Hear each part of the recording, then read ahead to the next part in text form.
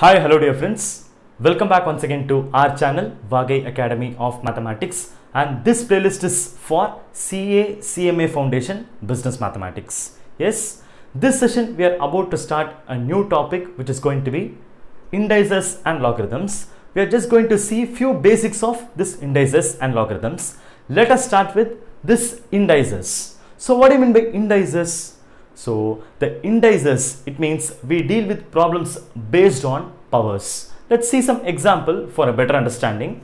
So we all see the powers problems, right? Problems based on powers. So we may see examples like 5 square. So what do you mean by this 5 square? This 5 square means I need to multiply this 5 2 times. This is the meaning. So that is 5 into 5. This will give the answer as 25. Same way we can take some other example also. We'll take 4 cube. This means this 4 I have to multiply it for 3 times. So this will give us 4 into 4 into 4, which will be equal to 64. Likewise, we'll have numbers with powers. So these kind of problems are what we will be seeing under this indices. So once we express any powers expression like this, so we have certain names for this. We will call, for an example, if you take this 5 square, we call this 5 to be the base. This is the base, and this 2 which we see up, this is called the power. Okay, so this is the power. I'll write it here. So this is the power. So some base raised to some power is what we call it as indices. So based on this is what we are going to see few basics here in this session. And now to deal with problems based on this indices, we have got some 6 basic axioms to be seen, because using those axioms or what you will be able to solve problems based on this indices. So let us first of all see all those basic axioms with some example and explanation. Then we'll move on to the next part. Yes, here we are ready with the axioms. Let's see them one by one. Our first axiom is a to the power m multiplied with a to the power n is equal to a to the power m plus n. That is, when we have the same basis and when we have different powers, when the two expressions get multiplied, what happens is the powers gets added up. So we have a power m into a power n. So the powers m and n, they are added here. So m plus n. So let's work an example here. So the first example here with us, 5 power 4 into 5 power 3. This will be nothing but 5 to the power, just we can add the two powers, that is 4 plus 3. So when you add 4 plus 3, you will get 7. So this is what our first axiom is telling. Okay, yeah.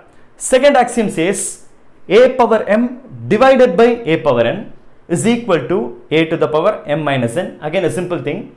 When we have same basis but when we have different powers, if they are divided, then what happens is now this time the powers are getting subtracted, m minus n. So now let's see another example here. Here we have 5 power 9 divided by 5 power 2. So we will have 5 to the power 9 minus 2. Simple, right? So we have to minus it. 9 minus 2. So we get 9 minus 2 to be again 7. So again 5 power 7 is the answer. Let's work the third question. The third axiom. So we have got a raised to power m whole power n. So this will be nothing but a to the power mn. That is, when we have a power of power, that time what happens is the powers get multiplied. So a power m to the power a power n. So we have the two powers getting multiplied. So m into n. This is what is written here. We'll come to the next example. Here we have 5 to the power 2 whole to the power 3. So we have two powers here, right? So what happens is they get multiplied. So we will now have 5 to the power 2 3s are is going to be 6. Next one, these three are, the first three are going to be very common, but hereafter they are going to be little rare, and also we have to carefully, we should try to understand them. Okay, yes. Next is a to the power minus n. That is, what happens when we get in terms of a negative power? That time what we have to do? That is what this axiom is coming to say. A to the power minus n can be written as 1 by a to the power n. That is, a value raised to some negative power. That time what happens is we have to take the reciprocal of that. So we should take the reciprocal and then we can raise it to the positive power. Okay, yeah, here we have an example here. Fourth example, we have got 5 to the power minus 3. So I can write this as 1 by, we can write as 1 by, now this negative power will turn positive. So it simply becomes 5 power 3. So this will be equal to 1 by, we can calculate easily what is 5 power 3. So 5 power 3 is nothing but 5 into 5 into 5. It's going to be a very smaller calculation only, right? It's not going to be a very complicated calculation. Like we have got bigger powers here. So this one is going to be a small power only. 5 power 3 will be nothing but 5 into 5 into 5. That will give us 125. So 125.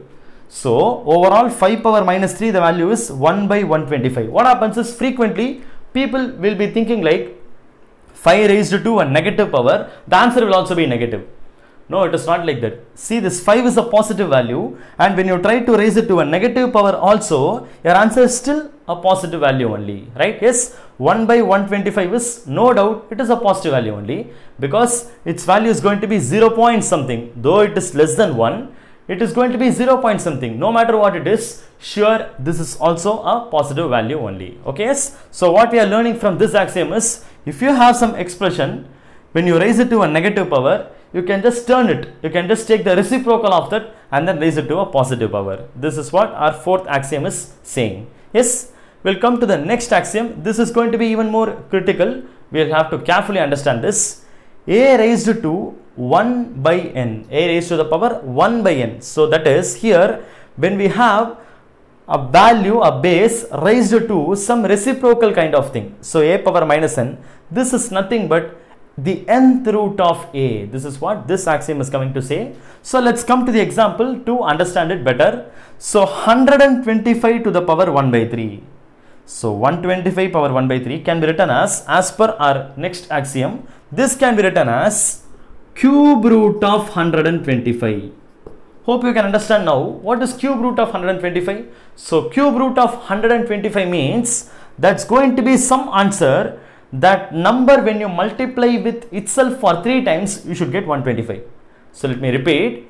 Cube root of 125, if you want to find the answer, it's nothing but I have to get an answer, I have to get a number in such a way that that number, when you multiply it with itself for 3 times, you should get the value of this 125. So what number it can be? Just now we have seen the previous example, right? It's very simple to understand. 5 power 3 is only giving you 125. So in that case, cube root of 125 will be nothing but 5 only. Very simple. Okay, so 5 is the answer for this question. So when it comes to power as a fraction, you can take the nth root. Okay, yes. So here we have 1 by 3, so it is going to be cube root. So if I have 1 by 4, we have to take the 4th root. 1 by 5, we have to take the 5th root, and so on, right? We'll take another example. 49 raised to the power 1 by 2. So what will be this? This will be nothing but simple square root of, right? So it will be square root of. Now in order to notate that square root, we don't use that value 2 here. Like we write for cube root, we write 3 here, right? In that way, we don't write 2 here. Simply we can put it as root 49, because it is understood that it is a default way to express a square root. So we don't write that 2 here. It is understood in a default way. 49 raised to 1 by 2, this will be nothing but root of, that is square root of 49. So square root of 49, you can easily tell the answer. So which number, when you square, you will get 49? It's going to be 7, because 7 square only is 49, right? So 7 into 7 is 49. So that means square root of 49 will be nothing but 7. 7 is the answer, right? Okay. So I hope now you are able to understand all the first 5 axioms. And last one, by default, a power 0 is equal to 1. So any number raised to the power 0 is equal to 1. But you should be very clear with one more important condition. All these 6 axioms are valid. They will hold true, importantly, only when your A is not equal to 0, right? Okay. So when your A is not 0, when your A is a non-zero value, then only we can use these axioms. Fine, yes. So whenever we try to solve problems based on this exponents, these axioms are going to be very, very important. They will be playing a very important role to solve the problems. So we should use these axioms to solve the problems. Fine, yes. And at the same time, how should we approach to solve the problem? The approach is going to be very simple. We will take the question, we will try to just transform the expression using a common base, using a same base. Why we should do that? Only when we do that, we'll be able to use these axioms and then simplify, right? Yes. So we keep all the bases to be the same number, so that it will be easy for us to use these axioms to to solve the problems, and this is what is going to be the axioms rules for indices. Next we'll see about logarithms. We are going to see few basics of logarithms here. Yes? Yeah. Once we are able to understand what about exponents, we can easily understand what is this logarithms. Why? Because this logarithm is going to be the another way of expressing this exponents. Very simple. So we will basically see how to express a logarithm expression. Yes? Fine. Suppose if we take an exponent, just for an example I am taking, if a raised to the power n, if the answer is b, then this expression how we can express in terms of logarithm, that's what we are going to see now. Fine? Yes? Yeah. So this will imply that if I want to change this expression in terms of logarithm, what we need to do here is write log like this. Now what we are going to do next is, see, a raised to the power n is equal to b, is it or not? So this b comes here. So b comes here, that is the answer, right? So that b comes here, and here a power n, what is the base here? The base is a, that goes to the base of this logarithm.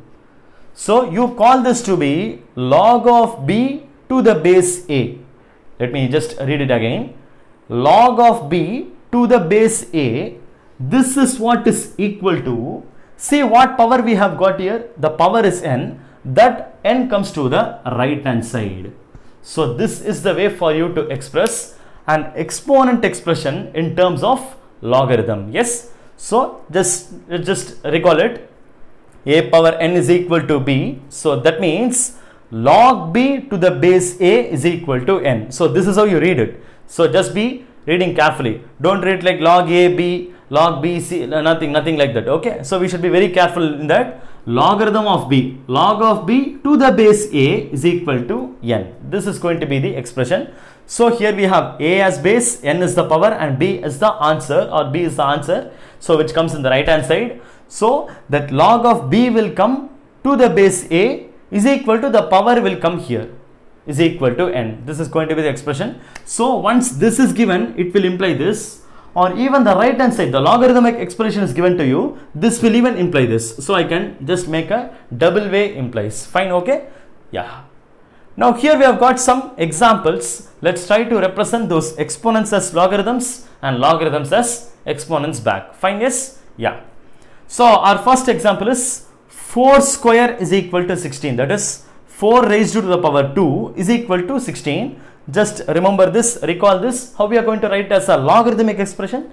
So we will write this expression as log of, see the right hand side, the answer is 16, right? So that comes here to the base, here our base is 4, to the base 4 is equal to, what's the power we have? The power is 2. So it's equal to 2. So log of 16 to the base 4 is equal to 2 is going to be the expression for, the correct expression for, logarithmic expression for this exponential expression. Fine? Yes? So let's do the other questions also. 3 to the power 5 is equal to 243 can be written as log of, what is the right hand side value? I mean the answer, 243, that comes here, to the base 3 is equal to 5, because 5 is the power. Okay? So that comes to the right hand side. Okay? I hope now you are very clear with this. Now see these expressions, here we have got logarithmic expressions, we have to convert it back to exponential expressions. Shall we try that? Yeah, fine. So now see here, log of 1000 to the base 10 is equal to 3.